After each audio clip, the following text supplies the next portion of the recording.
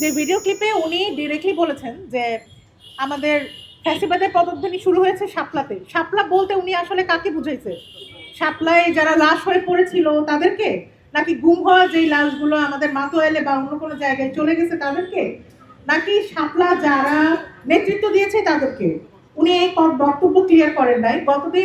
গত 48 ঘন্টা আগে, এখন 48 ঘন্টার বেশি সময় হয়ে গিয়েছে, 48 ঘন্টা আগে আমি একটা আলটিমেটাম দিয়েছিলাম যে তাকে তার বক্তব্য ক্লিয়ার করতে। হয় সে তার বক্তব্যের জন্য ক্ষমা প্রার্থী হবে, অথবা সে তার বক্তব্য হচ্ছে বদলাবে, উইথড্র করবে। তো উইথড্র করা কিংবা সে তার বক্তব্য মিডিয়াতে কিভাবে এসেছে সেটা নিয়েও সে কোনো কিছু বলেনি।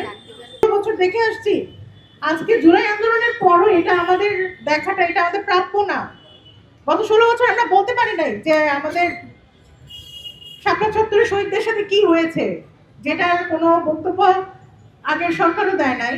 এবং এই সরকারে আমাদের যে কেসগুলো চলছে সেই কেসগুলোরও কোনো আপডেট আমরা জানি না। যতদূর জানি আইন মন্ত্রণালয় পর্যন্ত পৌঁছেছে, এরপরে কি হচ্ছে আসলে জানা নাই আমাদের। তো অবশ্যই এইটার ব্যাপারে জানা আমাদের অধিকার, এবং মানুষজনেরও অবশ্যই জানা উচিত যে এই যে বাচ্চারা, মানে যে বাচ্চারা মারা গেল, আমার বড় ভাই শহীদ রেহান হাসান মারা গেলেন, কিংবা যে আলেমরা মারা গেলেন, তারপর কি রাষ্ট্র তাদের বিচারের ব্যবস্থা করতে পেরেছে কিনা? যদি বিচারের ব্যবস্থা করতে না পারে তাও সেটা আমাদের বলে দেওয়া উচিত। মূলা ঝুলাইয়ের সামনে রাখা তো আসলে এটা আমাদের জন্য কাম্য না।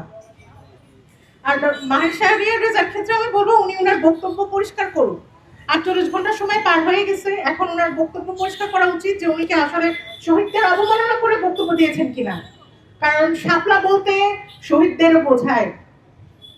শাপলা শুধু হেফাজতের একার স্টেট না, শাপলা শহীদদেরও। শাপলা হেফাজত ছাড়াও আরো অনেকেই ছিল, অনেক সাধারণ মানুষ ছিল, অনেক ধর্মপ্রাণ মুসলিম ছিল।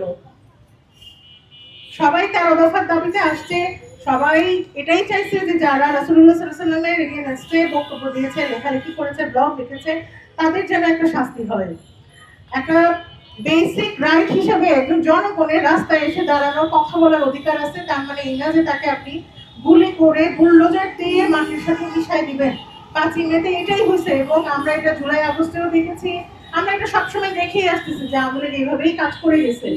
আমরা হয়তো তখন কথা বলতে পারিনি বা আমাদেরকে কথা বলার সুযোগ দেওয়া হয়নি, কিন্তু আজকে যখন 16 বছর পর হাসিনা যখন নাই আমাদের দেশে, আমরা হাসিনাকে উৎখাত করতে পেরেছি, তারপরও যদি আমাদেরকে ছাত্র ইউনিয়নের সিপিবি সমর্থিত এই অংশটা থেকে এরকম বক্তব্য শুনতে হয় যে শাপলা থেকে ফ্যাসিবাদের পদধ্বনি হয়েছে, তাহলে এটা আমাদের জন্য আসলে খুব লজ্জাজনক একটা বিষয়। প্রথমে বলবো লজ্জাজনক, কারণ হচ্ছে আমরা এই ন্যারেটিভটা সরাতে পারি নাই। আপনি শহীদকে নিশ্চয়ই তার পোশাক দেখে, তার ইনস্টিটিউশন দেখে জাজ করবেন না। শহীদ শহীদই, আল্লাহর কাছে সবাই একই জিনিস।